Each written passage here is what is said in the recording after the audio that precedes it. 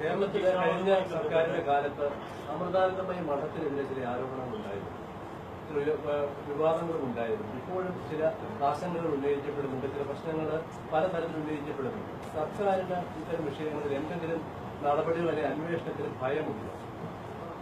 അല്ല, അന്വേഷണം എന്നത് ഏതെങ്കിലും തരത്തിലുള്ള പ്രശ്നങ്ങൾ അതിൻ്റെതായ നിജസ്ഥിതിയോടെ ഉന്നയിക്കപ്പെട്ടാലാണല്ലോ അന്വേഷണം നടത്താൻ പറ്റുക.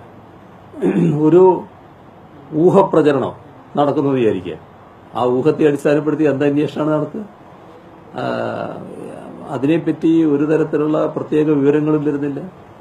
പിന്നെ ഈ ഊഹത്തിന്റെ അടിസ്ഥാനത്തിൽ വ്യാപകമായ പ്രചരണങ്ങൾ വരുമ്പോൾ എന്തെങ്കിലും കാര്യങ്ങളുണ്ടോ എന്ന് പരിശോധിച്ചാൽ എവിടെയെങ്കിലും എത്താൻ പറ്റുമോ? കാരണം ഒരു തെളിവുമില്ലല്ലോ. ഒരു തെളിവുമില്ലാത്ത കാര്യങ്ങളെപ്പറ്റി എങ്ങനെയാണ് അന്വേഷണം നടത്താൻ പറ്റുക? ഇപ്പം അടുത്ത കാലത്ത് വന്നൊരു കാര്യം ആ തരത്തിലുള്ളതാണ്. ഞങ്ങൾക്ക് എങ്ങനെ അതിനെപ്പറ്റി അന്വേഷിച്ച് കണ്ടെത്താൻ പറ്റും?